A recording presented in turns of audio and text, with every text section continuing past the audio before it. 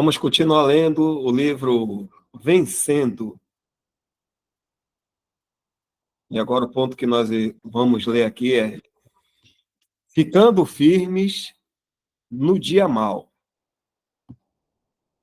Vencer não é ficar firme quando as coisas estão em ordem, mas é voltar aos princípios divinos quando as coisas estão em desordem.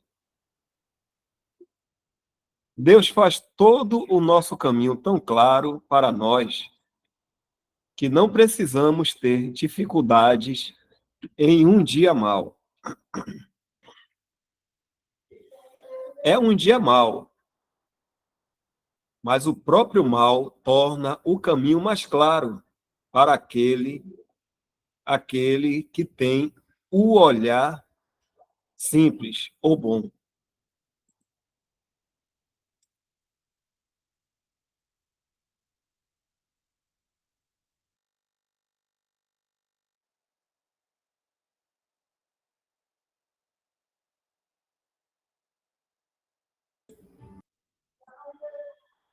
O Senhor nos permitiu saber, em plena medida, o que é vencer.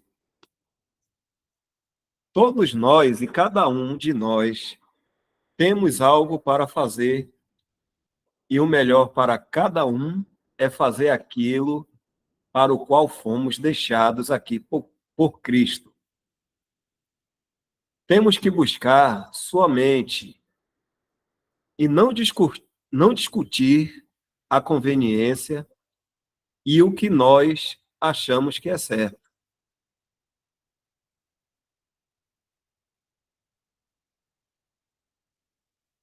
Deus se deleita em ver e guiar aquele que olha para ele com um olhar simples. Quando o nosso olhar é bom, todo o corpo está cheio de luz, não tendo partes escuras, e o coração caminha pacificamente com Deus. É devido a Cristo que assim deveria ser. Eu, o amor, eu o amo. Eu o amo? Aqui é uma pergunta, né? Corrigir aqui essa parte. O irmão está falando para cada um de nós, né? Isso é muito importante. É o Senhor. Eu o amo.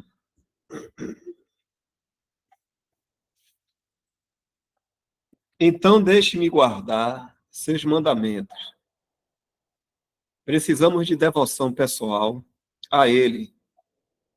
E é algo humilhante o fato de que encontramos tão pouca devoção nos dias em que Ele transmitiu tal luz para a nossa alma. Precisamos de um propósito de coração que se curva à sua vontade na coisa mais na coisa mais triviais. Algumas coisas aqui meio difíceis. Isso traz seu próprio gozo daquele que nos diz: se me amardes, guardareis os meus mandamentos. F. G. Patterson.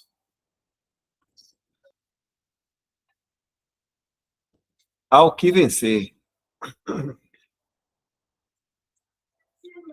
Apocalipse 21, versículo 1 até 8, levanta o véu da eternidade e descreve o estado eterno.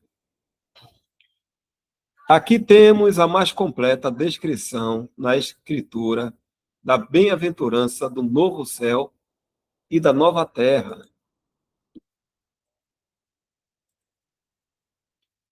nos quais todas as coisas serão feitas novas.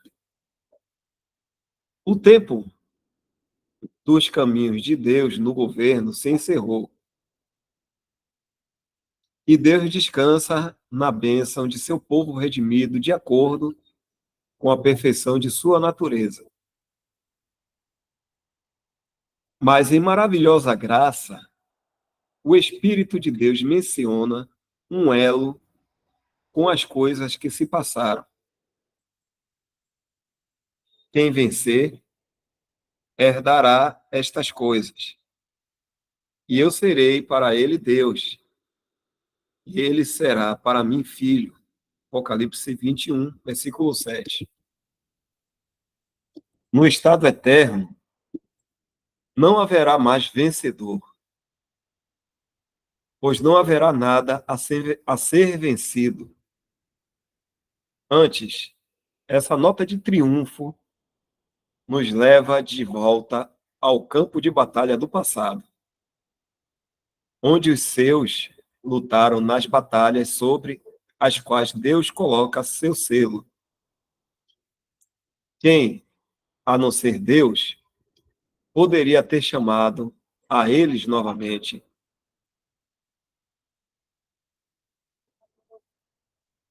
Se os próprios indivíduos tivessem recordado sua experiência no conflito, poderíamos esperar que o registro não passasse de fracasso e derrota. Mas na graça soberana, esse é o caráter que ele lhes dá, e tudo o mais é esquecido. Alguma coisa poderia afetar nosso coração mais profundamente ou nos encorajar para o conflito que permanece? Se corretamente entendido, certamente a preciosa graça de Deus, além de todos os nossos pensamentos, é o mais forte incentivo para sermos vencedores. Como Cristo venceu. A expressão aqui é muito geral. Nenhuma circunstância particular ou conflito é especificado. Mas, voltando-se para a Escritura para buscar luz quanto a isso, uma pista preciosa é encontrada em outra passagem deste livro. Ao que vencer, lhe concederei que se assente comigo no meu trono, assim como eu venci e me assentei com meu Pai no seu trono. Esta pequena cláusula, assim como eu venci, tem uma doçura peculiar. Ela nos faz lembrar do Senhor Jesus em seu caminho aqui e nos ocupa com a perfeição na qual ele passou por conflitos. Podemos, então, aprender dos evangelhos algo do caráter do conflito e da maneira pela qual ele venceu?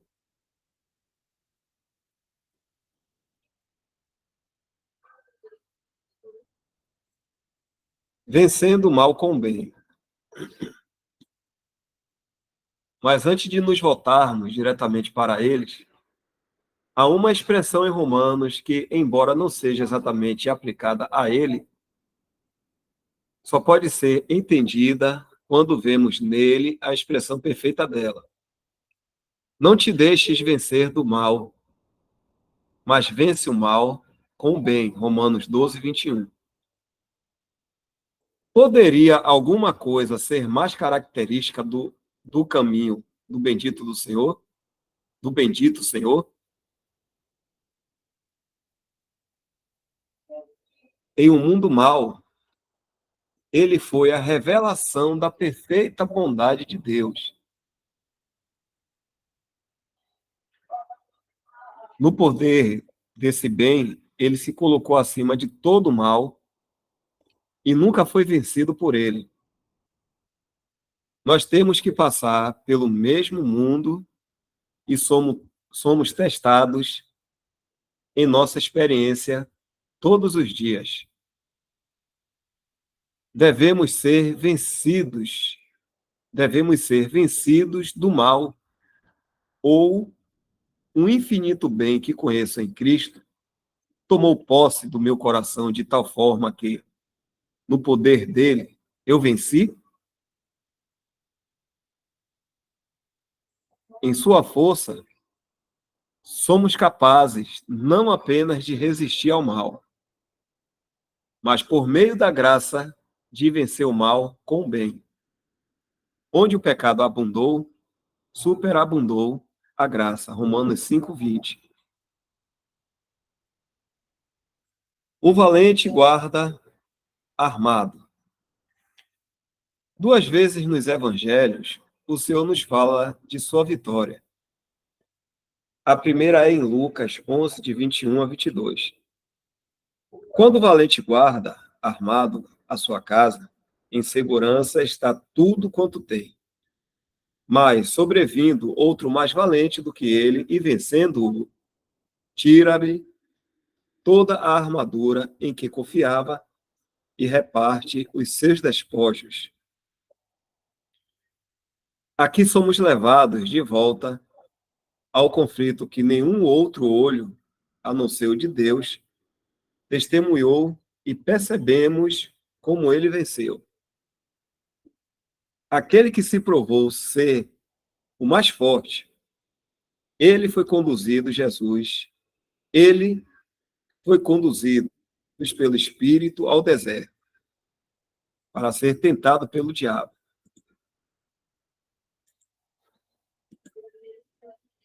Mateus 4:1.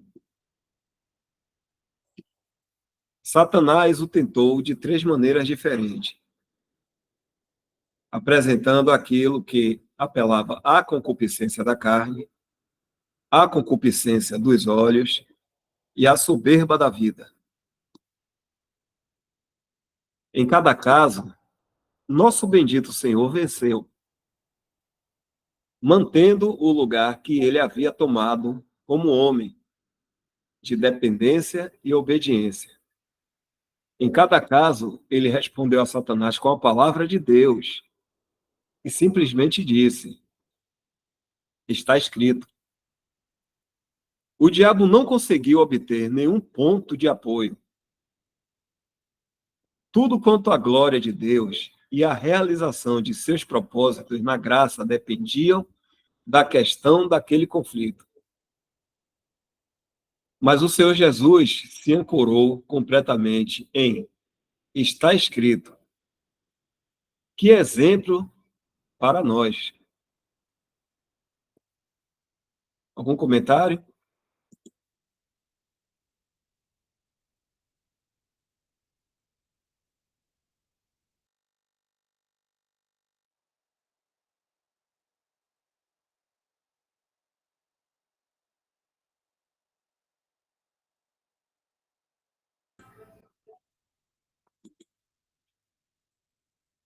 É significativo para nós que a ordem das táticas do inimigo com o Senhor seja a mesma contra a qual os jovens têm que estar prevenidos em 1 João, capítulo 2.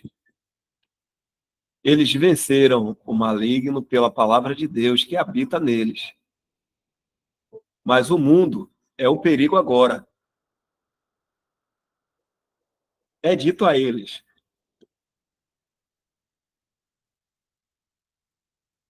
não ameis mundo.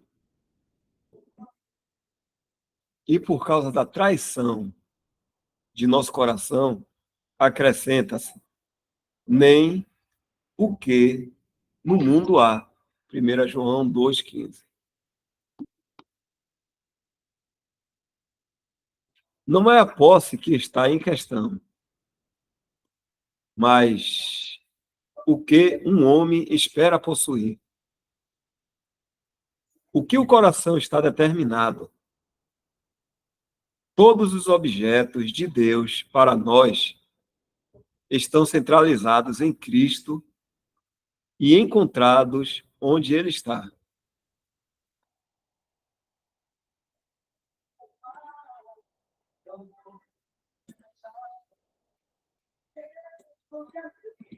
Deus não pode apresentar nada como um objeto para o coração, que é de ou em um mundo que rejeitou seu filho. Se há algo aqui que nos atrai, e se tornou nosso objeto, é o tentador astuto que, afastado, na porta da frente, deu a volta pela porta dos fundos e ganhou uma entrada pelo que desejamos para nós mesmos ou para nossas famílias. Como alguém disse, um pouco de algo em uma vitrine pode fazer o seu trabalho. Mas se isso não acontecer, ele pode ampliar a isca até todos os reinos deste mundo. No entanto, na estimativa de Deus, não há nada neste mundo, moralmente, além de desejo e orgulho. O miserável desejo por aquilo que não temos, ou o desprezível orgulho por aquilo que temos.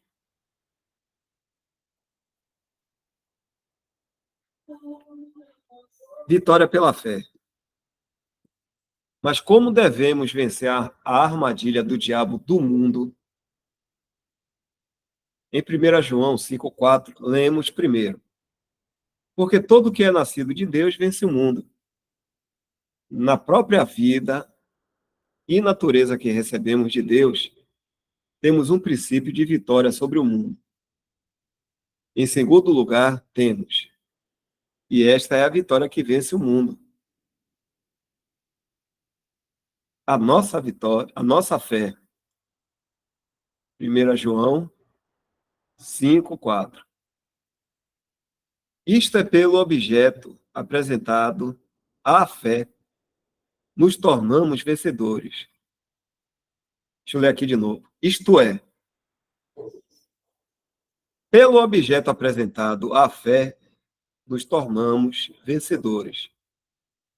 Terceiro, é perguntado: quem é que vence o mundo, senão aquele que crê que Jesus é o Filho de Deus? João 5,5. Nada menos do que a plena glória da sua pessoa como Filho de Deus é suficiente. Precisamos do brilho total de sua infinita glória como Filho de Deus para nos dar a vitória sobre o mundo e seus enganos. Então saberemos algo de um coração tão cheio dele para adoração e serviço que, como com o Senhor quando ele esteve aqui, não haverá espaço para qualquer objeto do mundo de Satanás. Em nada vos espanteis. A segunda ocasião em que o Senhor se apresenta como vencedor é trazido diante de nós em suas palavras finais com seus discípulos em João 16,3. Tenho-vos dito isto,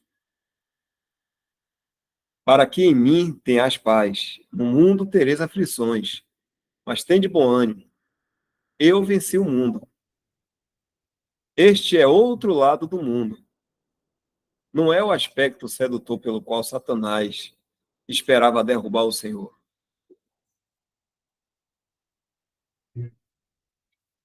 E que é o perigoso para os jovens. Mas antes, o aspecto perseguidor.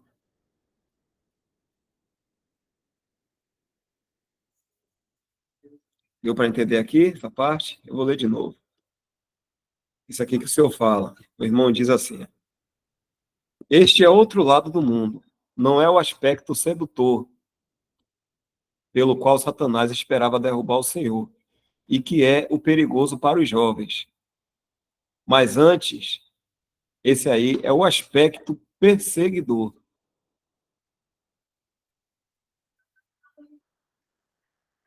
O mundo onde muita tribulação seria encontrada no caminho para a glória é a nossa porção designada aqui.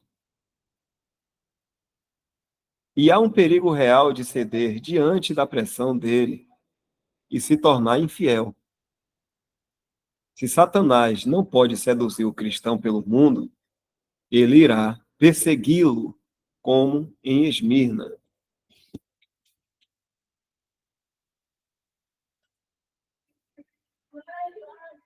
Algum comentário?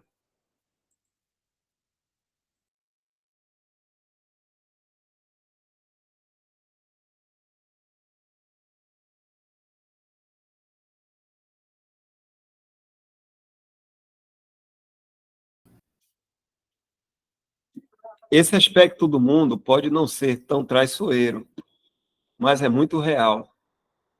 E nossa única segurança é manter os olhos naquele que nos diz: tende bom ânimo, eu venci o mundo.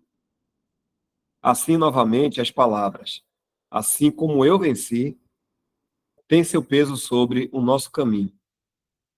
Foi dito aos Filipenses: porque a vós vos foi concedido, em relação a Cristo, não somente crer nele, como também padecer por ele, tendo o mesmo combate que viram em Paulo e viam estar também neles. Filipenses 1, 29 e 30.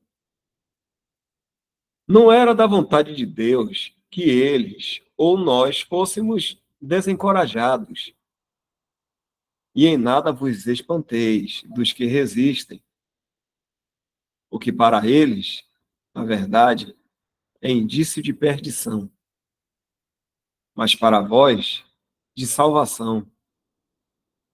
E isto de Deus. Filipenses 1, 28. O poder de Satanás. Temos que nos confrontar com o poder de Satanás no mundo, mas é de um modo muito diferente daquele em que o Senhor o enfrentou. Naquele momento, o diabo estava orgulhoso com o sucesso de 40 séculos. Nunca antes um homem foi capaz de se levantar contra ele, firme e completamente.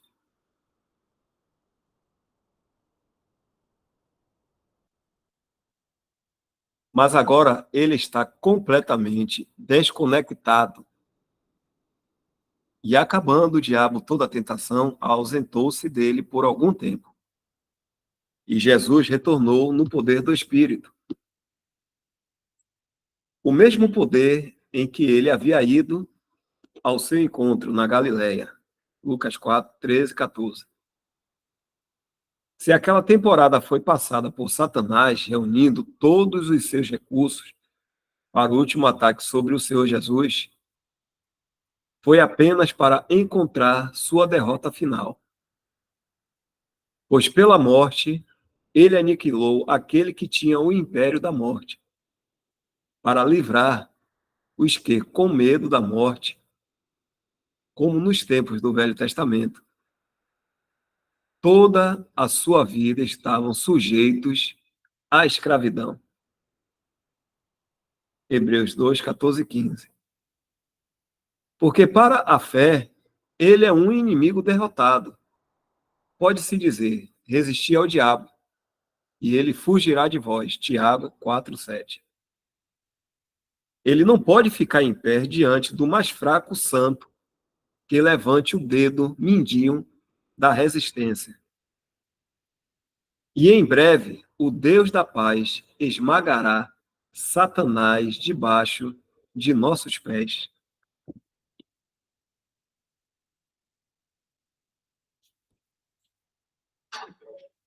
Aquele que vencer terá a eternidade para desfrutar em paz a herança dessas coisas. Eu serei seu Deus e ele será meu filho. A soma de toda a bem-aventurança. No entanto, essa palavra, característica daqueles assim abençoados, conta como Deus não havia esquecido os conflitos do passado, embora apenas lembrado pela graça que os tornou vencedores. Nós somos, de acordo com Romanos 8, 37, mais do que vencedores, pois a palavra é a mesma traduzida como vencedores, embora com uma força maior. Por aquele que nos amou. Vencedores por aquele que nos amou. Que o Senhor, por sua maravilhosa graça, e pelo exemplo que ele estabeleceu para nós, desperte todos os nossos corações para uma fidelidade mais séria e devotada no conflito que ainda permanece. Pois ele pode dizer: assim como eu venci.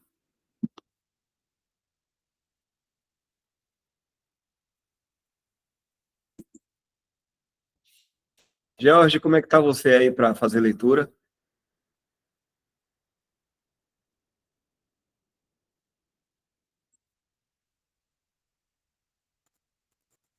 Tá tranquilo, irmão. Bom, Jorge, eu vou pedir para você continuar a leitura aqui, viu? Aí se eu não sei como é que os irmãos estão fazendo aqui no sábado, mas se está parando um pouco antes, ou está parando 9h30 mesmo, né? Aí você segue aí, viu, Jorge? Certo, tranquilo.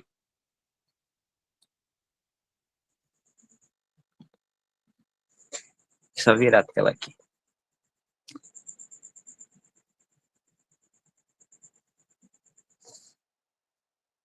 Se tiver um pouco de dificuldade, Jorge, pode falar, viu, que eu continuo aqui, viu? Sem problema. Não falei aqui. Tá? Então pronto. Vamos continuar. Vencendo o mundo.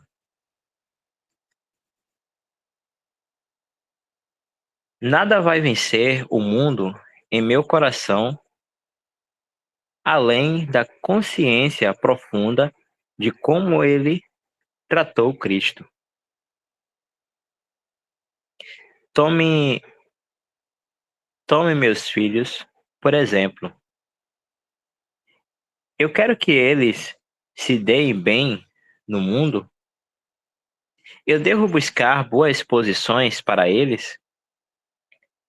Nada além de conhecer o lugar que Cristo tinha nele vai vencer o mundo em meu coração.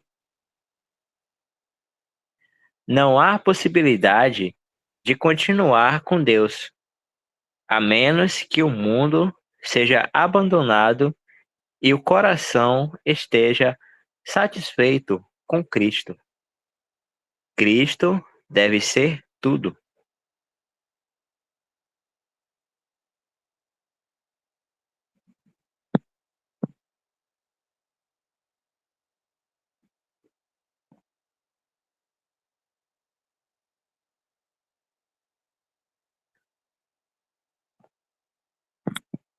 Agora parece que é um hino, né? Ou é um poema.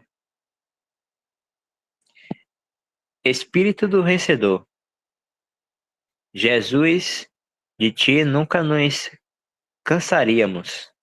O novo e vivo alimento pode satisfazer o desejo do nosso coração e a vida está em teu sangue.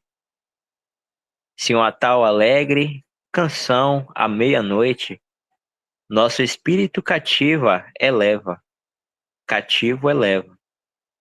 Quais são as alegrias que causam, em breve, explosões eternas de louvor? Olhar para dentro e não ver nenhuma mancha, para o exterior e não há maldição para rastrear. Nenhuma lágrima derramar, nenhuma dor sentir, mas ver-te face a face. Encontrar cada esperança de glória conquistada, cumprida cada palavra preciosa, e em tudo ter alcançado plenamente a imagem de nosso Senhor. Para isso ainda estamos avançando, e nesta esperança seremos mais sujeitos à vontade do Pai, mesmo agora, muito mais semelhantes a ti. Hino 186.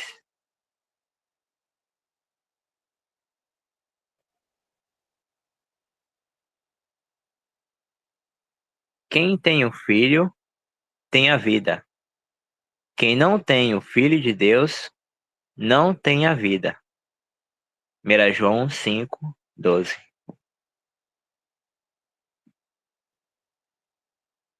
Parece que encerrou esse livro, né?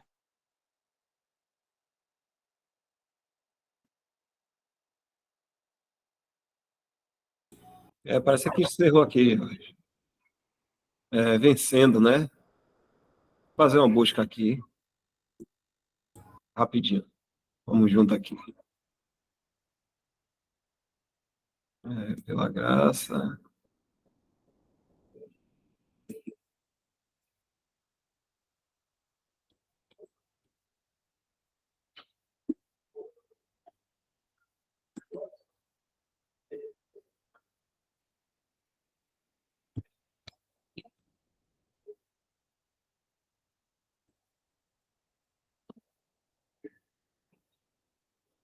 Ele não tem partes, não.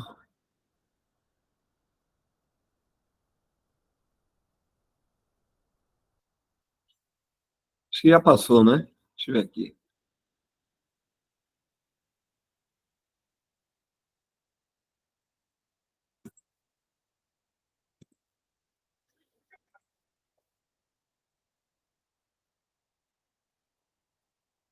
Aqui, vencendo. Já estava aqui, eu nem vi.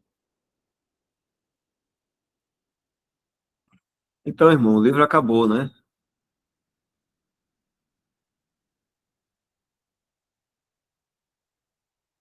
Não sei se algum irmão quer fazer algum comentário, aproveitar esse Um breve tempo. comentário. Nós somos muito tendenciosos a acreditar, ou fomos instruídos a acreditar, que ser um vencedor tem muito a ver com a vida aqui. Então, quanto ao emprego, se eu tenho um bom emprego, uma boa posição, então se minha vida financeira vai bem, então eu sou um vencedor. Tenho um bom casamento, tenho filhos, então eu sou um vencedor. É mais ou menos isso, né? A vida tá sossegada, tá tudo em ordem, né? Tá tudo tranquilo. Tenho minha casa, eu tenho um meio de transporte, né? Família grande, né? A mesa sempre farta, né? Então essa ideia ficou muito impregnada, né, nos cristãos, de que isso é ser vencedor. E a gente vê bem claro aí, primeiro na palavra, né, na própria palavra de Deus acerca da igreja, né? E depois a gente vê no livro, né, o irmão parece que deixa muito claro isso também. É um momento que a gente deve realmente pensar sobre, eu sei que todos nós já sabemos isso, mas é importante ter momentos de reflexões sobre esse tema, porque mesmo assim, mesmo a gente já sabendo, somos tendenciosos ainda a acreditar nessas mentiras. Porque na realidade, né, o vencedor é Cristo. Ele venceu, como ele disse, eu venci o mundo. Tem de bom ânimo, eu venci. Então, nós somos vencedores hoje nele, em Cristo.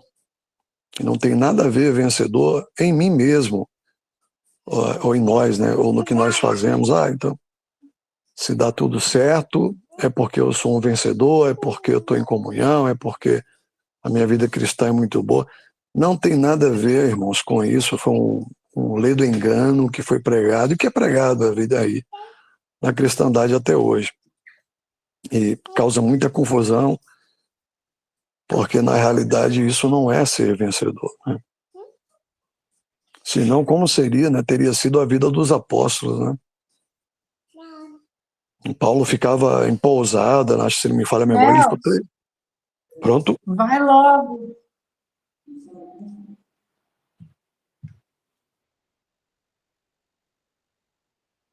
Pode falar, irmã. Foi o que mesmo? Não entendi. Acho que ligou sem querer o microfone, Isaac, eu acho. Aí Ah, eu aqui, viu? tá tudo bem, então. Tá. Então, né, o que seria, né, da vida dos apóstolos, né? Paulo ficou na pousada, né, acho que 3 anos, né, recebia os irmãos lá na casa dele, ficou um tempo ensinando, na casa dele não, né, na pousada, né, de aluguel. Então, se fosse hoje, Paulo está em pecado, Paulo não é um vencedor, Paulo não está em comunhão, coitado de Paulo, né?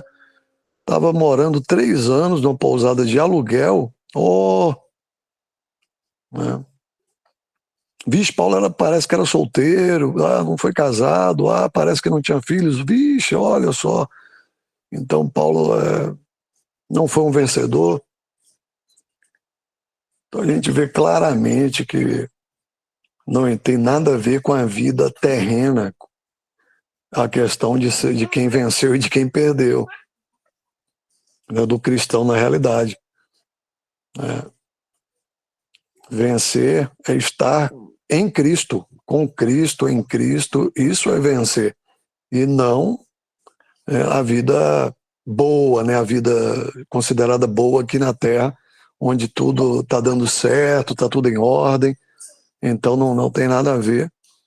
E é muito pelo contrário, como o escritor coloca, mesmo a vida estando em desordem aqui, né, mas se você estiver glorificando ao Senhor, aí está tudo certo. Se você estiver em comunhão, se você estiver com a palavra, aí está tudo certo, aí não tem nada de errado. Você pode estar morando de aluguel, você pode não ter um veículo para transporte, você pode não ser casado, você pode ser casado e não ter filhos, você pode ter muita dificuldade, pode não ter um bom emprego, pode não ter posição, pode não ter nada. Mas você está em Cristo, sua vida está escondida nele, então você é um vencedor. Você é um vencedor. Você tem tudo. Você tem tudo. E uma outra coisa são as armas, né, para o vencedor, para quem já é vencedor. Né? Porque o diabo vai continuar aí, né? Ele vai continuar perseguindo, né? Não pode tirar uma ovelha, né, que pertence ao Senhor. Ninguém pode arrebatar da mão do meu pai, está escrito. Mas o Senhor deixou esse exemplo para nós quando foi tentado, né? Ele venceu com a palavra. Então, é muito importante a gente ter isso em mente no nosso dia a dia, que se vence, né, as astutas ciladas do diabo com a palavra, em fé. Então, esse exercício é importantíssimo durante a nossa caminhada, né? Tá triste, tá amargurado, tá angustiado, tá acreditando nas mentiras que se pregam por aí ainda e tal. Volte para a palavra, lembre de um versículo. Não mais vivo eu, mas Cristo vive em mim. Né? Aquele que o Filho do Homem libertar, verdadeiramente sereis livre. A verdade liberta, né? E conhecereis a verdade vos libertará. Então, é o tempo, a gente vai vencer se acreditar nisso, se acreditar na palavra. A palavra pensada, na palavra falada. Temos que acreditar na palavra e não só ser leitores da palavra ou entendidos da palavra, mas o mais importante é crer na palavra de Deus. E crer na palavra de Deus é colocá-la em prática. Igual o Senhor Jesus fez, ele falava, está escrito. Está escrito. Porque ele falava, ele tinha certeza do poder da palavra. Então está escrito, e ao falar, aí o Satanás teve que sair. Ele teve que se evadir. Então, é a falar, a crer no poder da palavra de Deus. Então, se sofre uma tentação, se sofre algum problema, tem que lembrar da palavra, pronunciar a palavra, ou no coração, ou audível, mas crer na palavra, ao falar a palavra com fé, acreditar na palavra de Deus, o diabo vai fugir. A nossa luta não é contra a carne, nem contra o sangue. É contra as potestades, como está escrito. As potestades nos ares. Como é que vence essas potestades? É com a palavra. É com a palavra, fé na palavra, oração, e assim vencemos. A oração na realidade, é a dependência do Senhor. Depender do Senhor. Saber que eu não tenho nenhuma força para vencer as potestades. Não há nada, não tenho nada, nós não temos nada para vencer a potestade. É em nós mesmos. Mas na palavra, sim. Se eu recorrer à palavra de Deus, aí sim. Aí o diabo fugirá de vós. É isso, irmãos. Eu aqui ouvindo o irmão Isaac falar, aquela, como também Mário falou em relação aos louvores, né? O crente é próspero, o crente é vencedor, o crente, se o crente é humilhado, ele está sendo perseguido. E aí eu estava até vendo uma reportagem de um ator que o nome dele é Chris Tucker, ele fazia uma parceria com Jackie Chan. Acho que foi A Hora do Rush, acho que foi 3 filmes, mais alguma coisa assim, e tem um canal que falava por onde anda tal ator. Então, esse ator, segundo o vídeo, desde que ele se converteu e foi conhecer na verdade, aí a reportagem abriu parênteses e falava assim que não era compatível que ele, né, aceitasse papéis que não glorificassem o Senhor. Então, assim, ele foi se afastando da fama, né, do dinheiro, de tudo que a idolatria traz, né? Então, esse exemplo desse irmão e do que o irmão Isaac acabou de trazer agora para nós, que perder fama, prosperidade, posição, sempre pensando no Senhor, traz honra para o Senhor. O Senhor venceu por nós, como o irmão acabou de falar aí. Então, e a gente, assim, quem gosta de assistir um filme, só um exemplo, né, irmãos? A gente fica, pô, um ator que estava no auge e tal, e sumiu, aí demonstra essa segurança, né? E se afastar de perder, né?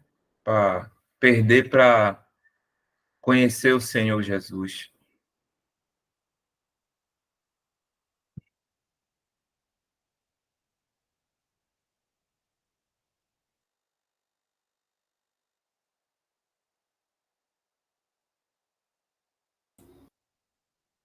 O irmão William Kelly fala que a melhor prova de fidelidade que a gente pode dar é em meio a conflitos. Quando existem conflitos, A melhor prova de fidelidade que a gente pode dar é ficando firme no meio desse conflito aí. E a gente está vendo um livro aí que fala de vencendo, né? Apocalipse, a gente sempre vê nos finalzinhos ao vencedor. E como o irmão escreveu aí, foi falado, né? Por que precisa vencer? Por causa da desordem que está existindo. Então, como é que a gente vai ser um vencedor? Dando ouvido ao que Deus está falando. Tem um irmão também que fala que quando a gente não percebe muito bem o que Deus fala na sua palavra, ele acha que ele fala duas ou três coisas, diz assim, ou porque a gente não leu atentamente, ele fala outra coisa, diz assim, ou a gente ignorou aquilo que foi falado, e ele fala uma outra coisa também, né, que a gente passa assim despercebido, ou não dá a importância à palavra de Deus. Então, há essa necessidade de vencer porque as coisas estão conturbadas. A confusão é muito grande e realmente não é fácil de se esquivar dessa confusão, porque a gente sofre várias tentações, né? Família que não aceita a verdade, amigos cristãos que são cristãos, né? Gente no trabalho, gente na escola, vizinhos e que por algum motivo não aceita a verdade. E isso balança a gente também. Isso balança a gente, mas a gente tem que se manter firme, porque estamos entendendo e há essa necessidade de vencer, porque a gente sabe que existe confusão. Por isso, a gente precisa agir de forma que a gente vença, ou seja, o vencedor é aquele que consegue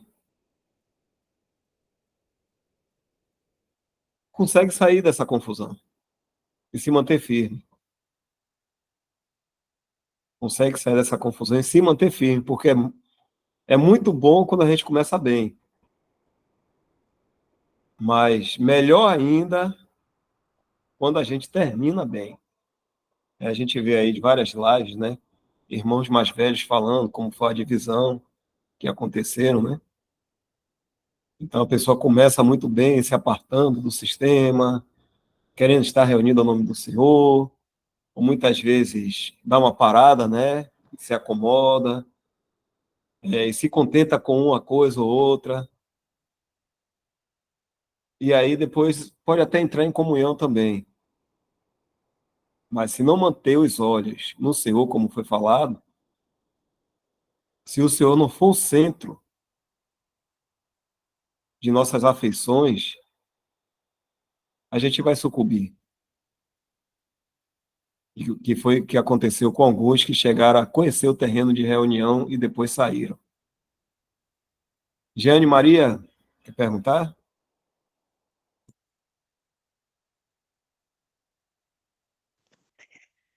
Boa noite, irmãos. Na verdade, eu queria agradecer, agradecer essa explanação dos irmãos aí essa meia hora que falta, porque eu confesso que na leitura, né, do livro, particularmente, né, irmão, eu particularmente, assim, às vezes eu não absorvo bem. E eu estou agradecendo essa explanação, essa explicação final que começou pelo irmão Isaac, depois por você, irmão Dal, o outro irmão é Jefferson. agradecer, né? Agradecer e dar glória ao Senhor por ter usado os irmãos para fazer nessa explanação, essa explicação, porque agora ficou mais claro do que tudo, né? Que às vezes as pessoas não perguntam, não falam, ou por, porque já entenderam, ou por vergonha, fica.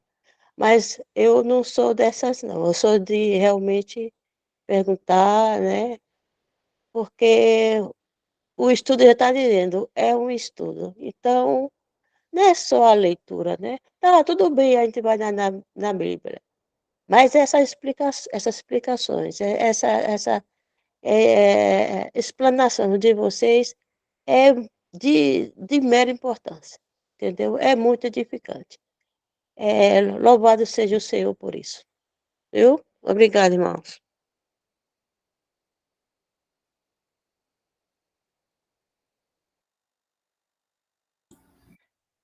Diego David pergunta aqui: qual o significado de ter o Senhor como o centro? Algum exemplo prático? Quando o irmão fez essa pergunta aí, algumas coisas me veio à mente, né? Quando a gente fala o centro, é porque a nossa visão está focada naquilo ali. A nossa visão está focada. Ela está fitada naquilo que é o mais importante. Que é o mais importante e que tá bem visível, está bem claro para nós, né? E um exemplo também do Senhor Jesus ser o centro para nós, ter Ele em primeiro lugar, porque em tudo Ele tem a primazia.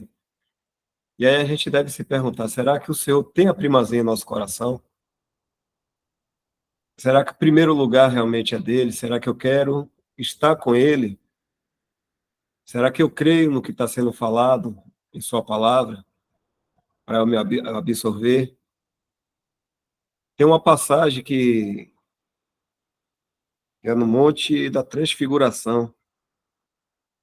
Alguém lembra onde é que está essa parte aí?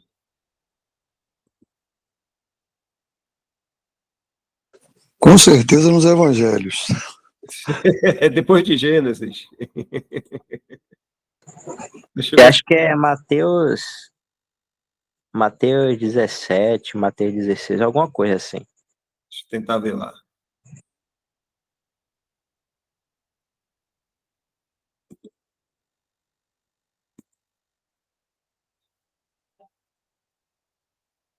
Deixa eu ver se eu faço uma busca aqui rapidinho. Se eu não me engano, irmão, é Mateus 17, de 1 a 13, não? É 17 mesmo. É isso mesmo, Paulo. Paulo, na conta aí. Mateus 17. É de 1 a 13, irmão. Isso, valeu. Aí foi Nivaldo, foi? Falou. É isso. Obrigado, Nivaldo. 6 dias depois, tomou Jesus consigo a Pedro e a Tiago e a João, seu irmão, e os conduziu em particular a um alto monte.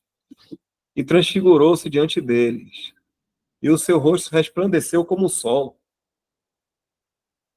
E os seus vestidos se tornaram brancos como a luz. Olha como a coisa está bem clara, visível para eles aqui, para os discípulos, né? Que algo de, assim, inusitado aconteceu ali. E eis que lhes apareceram Moisés e Elias, falando com ele. E Pedro, tomando a palavra, disse a Jesus: Senhor, bom é estarmos aqui. Se queres, façamos aqui 3 tabernáculos, 3 tendas, uma para ti, uma para Moisés e uma para Elias. E estando ele ainda a falar, eis que uma nuvem luminosa os cobriu, e da nuvem saiu uma voz que dizia: Este é o meu amado filho, em quem me comprazo. Escutai-o. Vou até aqui. Olha como é interessante, né? No 2, o Senhor Jesus, e transfigurou-se diante deles, e o seu rosto resplandeceu como o sol, e os seus vestidos se tornaram brancos como a luz. E eis que lhe apareceram Moisés e Elias, falando com ele. A gente não sabe como essa aparição de Moisés e Elias. Mas aqui fala que algo muito diferente aconteceu com o Senhor Jesus, que ele se transfigurou. E que Moisés e Elias simplesmente apareceram ali. O rosto de Moisés estava luminoso, como foi uma vez em outrora, né? E teve aquela cena lá com ele. Elias estava fazendo alguma coisa de extraordinária, nada. Estava Moisés e Elias ali. Mas quem era a atenção de tudo ali? Era o Senhor Jesus. E Pedro simplesmente equipara o Senhor Jesus com Moisés e Elias, perguntando: se queres, façamos aqui 3 tabernáculos, um para ti, um para Moisés e um para Elias. Isso que aconteceu aqui com o Senhor Jesus. O rosto resplandeceu como o sol, e os seus vestidos se tornaram brancos como a luz, não chamou tanto a atenção de Pedro como foi chamado a atenção por Moisés e Elias. Que incrível isso, né? Como somos nós, né? O Senhor se transfigurou na frente deles, aí quando aparece Moisés e Elias, aí é que Pedro explana isso aí. Mas aí vem a nuvem, vem o Pai, né? E diz assim: Este é o meu amado filho. Quem? Moisés ou Elias? Não estou desfazendo. Mas o próprio Deus, o Pai, aponta, não só essa vez, como outras vezes também: Este é meu filho amado em quem me comprazo. Ele não fala: Estes são meus filhos amados. Ele fala: Este é o meu amado filho, no singular, em quem me comprazo, no singular. E diz assim: escutai-o. O próprio Deus aponta o dedo para Pedro e os que estão ali prestar atenção no Senhor Jesus. Então, o centro das atenções ali é o Senhor Jesus. Deveria ser o Senhor Jesus desde o início. Mas houve a necessidade do Pai ainda dizer isso a Pedro. E as demais estavam ali, Pedro, Tiago e João.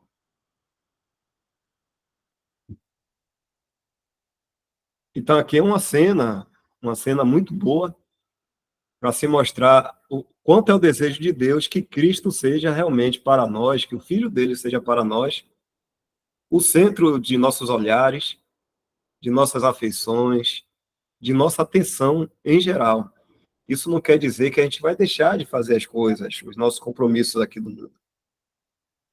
Mas é fazendo todas essas coisas aqui no mundo, nunca esquecendo do primeiro, que é o Filho de Deus. Então, ele tem que ter esse primeiro lugar. Eu não compartilhei aqui e ninguém me lembrou, mas eu vou compartilhar aqui agora só para os irmãos verem, né?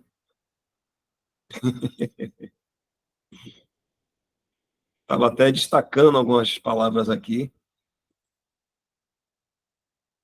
Só um complemento aí também, Dal, é mostrando, né, que aí depois os dois vão desaparecer, né? Tanto Moisés quanto Elias, mostrando que acabou nesse tempo, né? A lei e os profetas que eles tanto olhavam, né, principalmente Israel, né, sempre olhou, não era mais para ficar olhando para isso, né? Nem para a lei, nem para os profetas. Agora era o Senhor Jesus, era um novo tempo, é uma nova dispensação. E a gente vê que a maioria deles não entendeu, né? Pedro ainda levou tempo ainda para entender. Paulo precisa repreender ele lá diante dos Gálatas, né? Então eles sempre tiveram muita dificuldade, e até hoje nós vemos, né, a cristandade tendo muita dificuldade para olhar só para o Senhor, né? Continua olhando para Elias e para Moisés.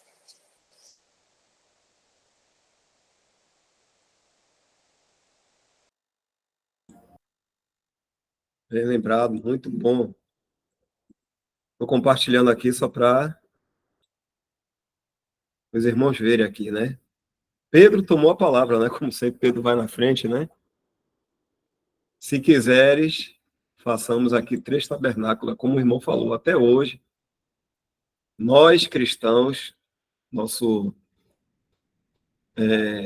em nossas afeições, nós não temos o Senhor Jesus como centro. Em Hebreus fala que, deixa eu colocar aqui Hebreus capítulo 1, o escritor de Hebreus falando para os hebreus ali, né? Havendo Deus antigamente falado muitas vezes e de muitas maneiras, está compartilhando, né? Muitas vezes de muitas maneiras aos pais, pelos profetas, a nós falou-nos nestes últimos dias, por filho.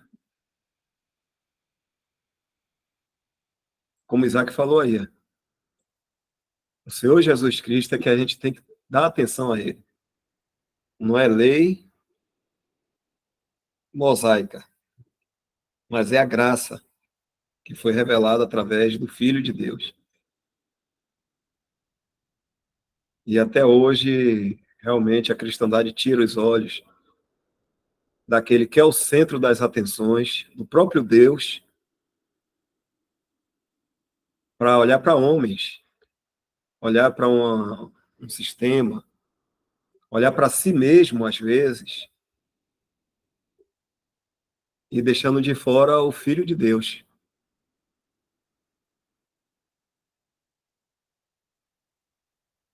Então, o que nós temos hoje, graças ao Senhor por misericórdia, esse conhecimento, tudo que a gente está sendo exortado, estimulado também em obediência, em independência, que a gente possa prosseguir. A pergunta do irmão foi boa, que a gente possa prosseguir com o Senhor Jesus na nossa frente e a gente com os olhos fitos nele, né? Porque teve aquela outra cena também que Pedro, ele sai caminhando pela água, todo mundo aqui, né?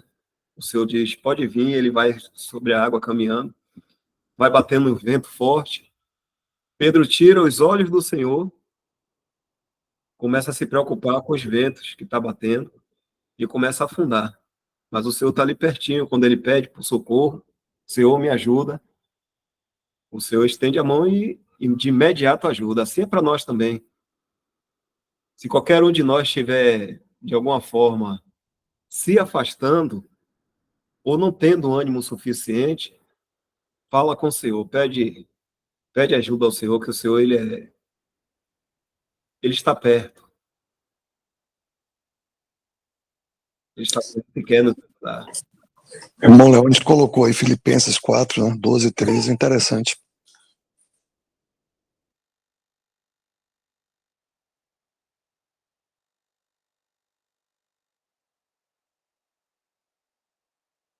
Doze e 13, né?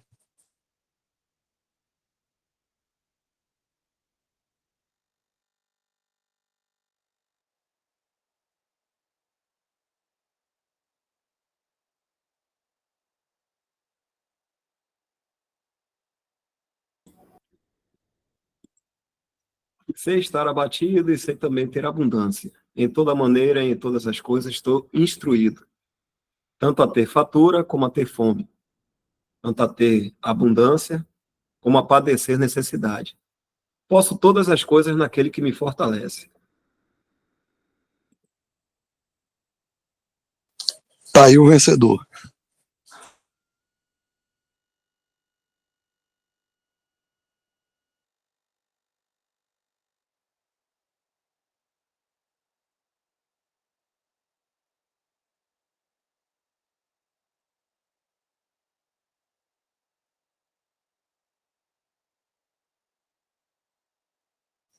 Esse, irmão, só para concluir, é um verdadeiro cidadão do céu, porque o coração dele não está apegado às coisas daqui, né? Mesmo as coisas lícitas, como comer, beber, ter as coisas.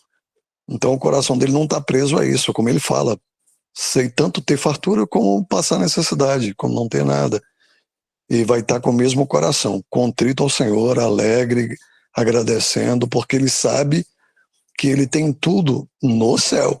Todas as bênçãos estão garantidas no céu, no Senhor. Diego compartilhou aqui também Colossenses 3:17, né? Nosso horário chegou, mas dá tempo da gente ver algumas coisas aqui. Colossenses 3:17.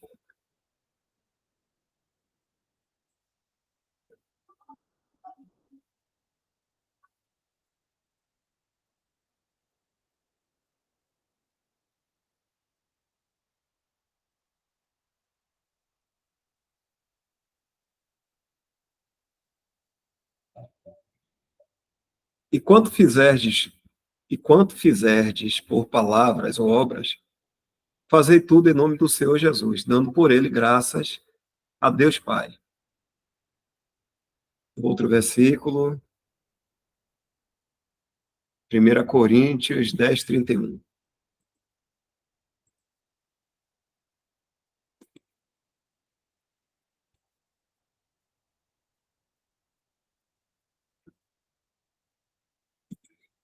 Portanto, quer comais, quer bebais, ou façais outra coisa qualquer, ou façais outra qualquer coisa, fazei tudo para a glória de Deus.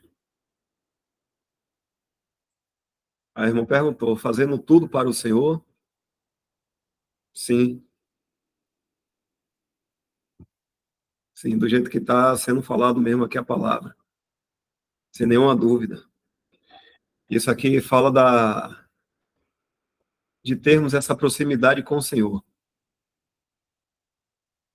Tudo que a gente precisa fazer, fazer tudo para a glória de Deus. A gente deve falar tudo com o Senhor, tomar a direção dele, em tudo que a gente for fazer, até mesmo porque o Senhor é onisciente e onipresente, né? A gente não precisa ficar intimidado das coisas que nós vamos fazer e buscar nele uma direção, sabedoria, apoio. Sempre na dependência, né? Se não for da vontade dele, então que aquilo não aconteça, que a gente não faça. Então, tudo que a gente há de fazer, ou deixar até de fazer, seja o que for, para a glória de Deus.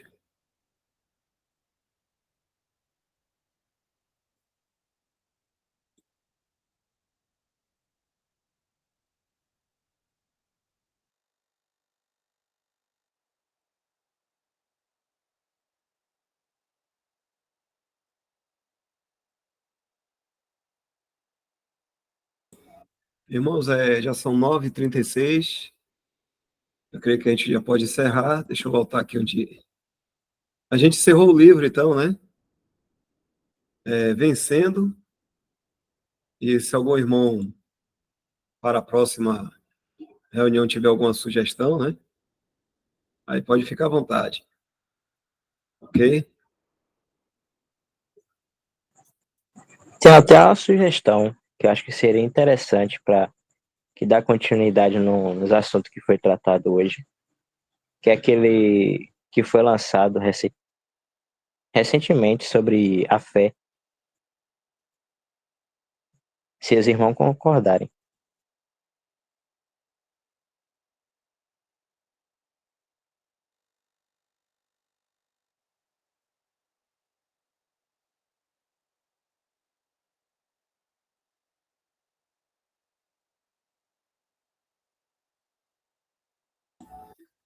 Irmão, por mim, tudo bem, viu? Por mim aqui, tudo bem. Seria bom a gente realmente ler esse livro aí. até para a gente ter uma noção melhor, né, daquilo que Deus nos deu, a fé. Se bem que a palavra já fala, né, muito clara também. Então, na próxima reunião, a gente inicia esse livro aí, né? Fé.